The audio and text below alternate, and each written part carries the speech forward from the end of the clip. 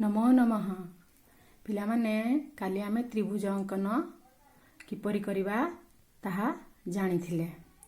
आज आमे आउ गुटे विषय रे जानिबा ताकू किपरि अंकन करिबा। देख ए चित्रटी देखि पारुछ कि चित्र देख कहलो ए चित्रटी कि प्रकार चित्र ना ए चित्रटी होउची आयत चित्र। ए आयत चित्र रे केतोटी दैर्घ्य अछि दुईटी दैर्घ्य अछि। से दैर्घ्य दुईटीर नाम कौन ना क ख रेखाखंड आउ ग घ रेखाखंड होछि दैर्घ्य। प्रस्थ केतोटी अछि ना दुईटी प्रस्थ अछि क घ ख ग दुईटी प्रस्थ अछि।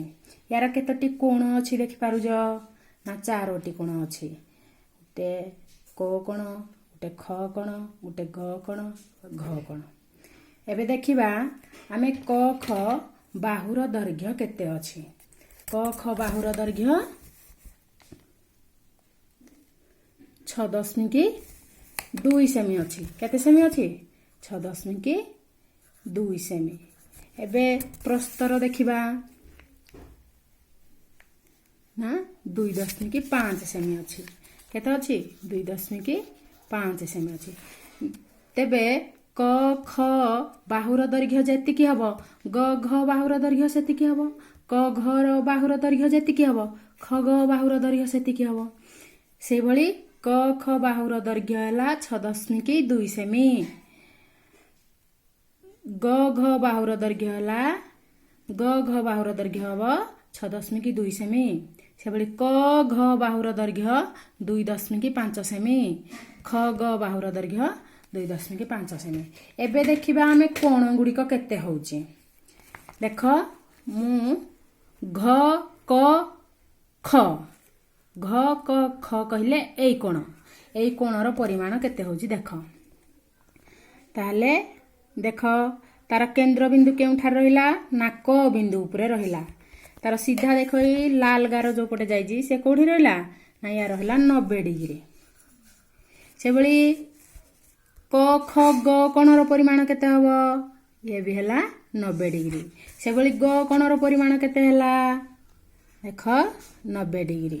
से भली घ कोणर परिमाण केते हला ना 90 डिग्री। ताला आमे ए प्रत्येक कोणर परिमाण केते जानिले ना 90 डिग्री लेखाए जानिले।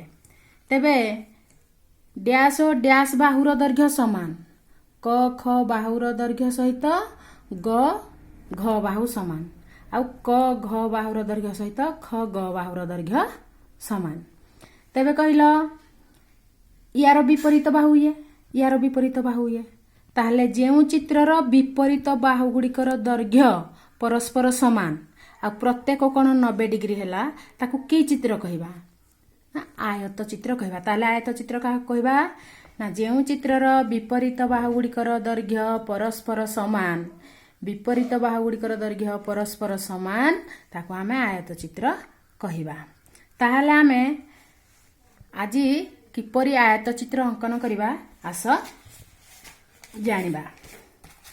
देख फास्ट मु नउजी मु प्रश्न देइजी 8 सेमी दैर्घ्य और 5 सेमी प्रस्थ विशिष्ट आयत चित्र अंकन कर। तेबे मु प्रथम सोपान रे कोन करबी ना 8 सेमी दैर्घ्य विशिष्ट आयत चित्र अंकन करबी। ये देख 8 सेमी रेखाखंड नेली हैना रेखाखंड अंकन कली। यार प्रांत बिंदु द्वयर नाम देवी क आउ ख। ये प्रथम सोपान हला। आमे गुटे रफ कर दबा जैसे कहि जी ये हबो 8 सेमी ये हबो 5 सेमी क ख ग घ। प्रथमे आमे क ख बाहु नेले 8 सेमी। एबे कोन करिबा ना आमे क बिंदु रे आमे 90 डिग्री कोण अंकन करिबा। ए क बिंदु रे आमे 90 डिग्री कोण अंकन करिबा। देख मु क बिंदु उपरे केंद्र बिंदु को रखिली। ए जोडे 90 डिग्री अछि ए 90 डिग्री रे मु गुटे चिन्ह दे देली हैला। याकू 90 डिग्री परिमाणर कोण अंकन करी कौन करी ना रश्मि टी को मु बढ़ाई देबी ए क बिंदु मु रश्मि को बढ़ाई देली से भली ख बिंदु रे 90 डिग्री कोण अंकन करी ख बिंदु पर रखली ता केंद्र बिंदु ख बिंदु पर रखिकी 90 डिग्री चिन्हट कली एबे मु ख बिंदु पर रखी तार रश्मि को मध्य बढ़ाई देबी तार रश्मि को बढ़ाई आमको कौन प्रश्न अछि प्रस्थ होउजी 5 सेमी एबे बढ़ा जाइथिबा दुईटी रश्मि को आमे 5 सेमी दैर्घ्य मापिकी चिन्ह दबा आमे 5 सेमी मापिबा देख 5 सेमी मापी मु चिन्ह देली एपटे हेमती 5 सेमी मापी मु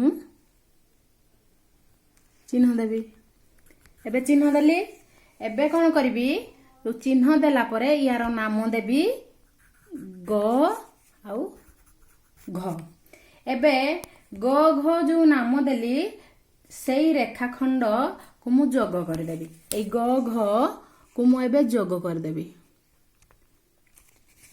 ए गोटे मु रेखाखंड अंकन कर देली एबे देखिलो आमे की प्रकार चित्र पाइले गोटे आयत चित्र पाइले क ख ग घ ताले एई भली आमे आयत चित्र अंकन करिबा एबे कहिलो ए आयत चित्रर प्रत्येक कोण केउ प्रकार कोण प्रत्येक कोण केउ प्रकार कोण ना समकोण हबो काहे कि ना तार प्रत्येक कोण होउची 90 डिग्री आउ सेई भली मु कोन करबी ये हला आयत चित्र मु एबे क आउ ए ग बिंदु को गोटिए रेखाखंड द्वारा जोग कर देबी देख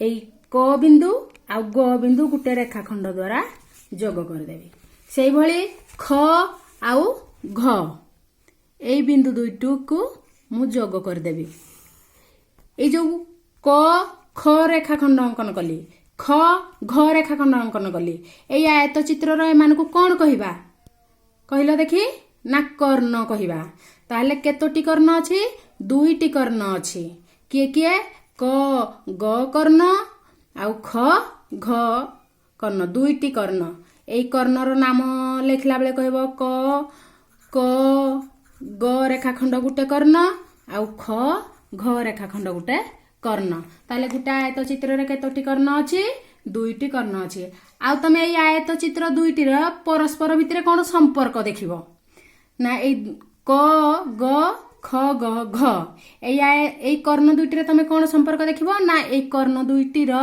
दैर्घ्य परस्पर समान तमे माप करके देखिबो जे देख एई कर्ण दुईटी हला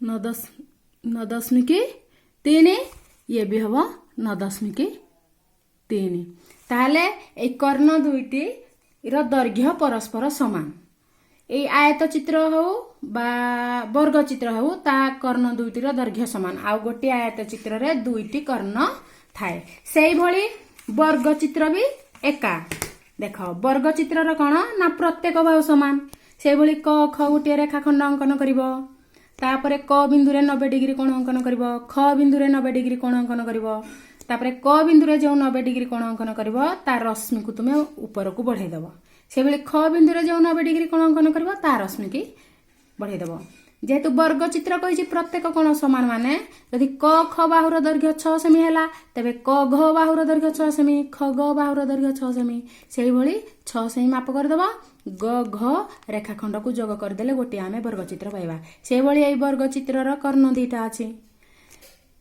दुईटी कर्ण अछि एई भली तुमे आयत चित्र और वर्ग चित्र प्रोट्रैक्टर और स्केल सहायता रे अंकन करबा आ तुम मानकू पाठ रहिला समस्ते गोटे गोटे अंकन करी मो पाखकू देबो धन्यवाद।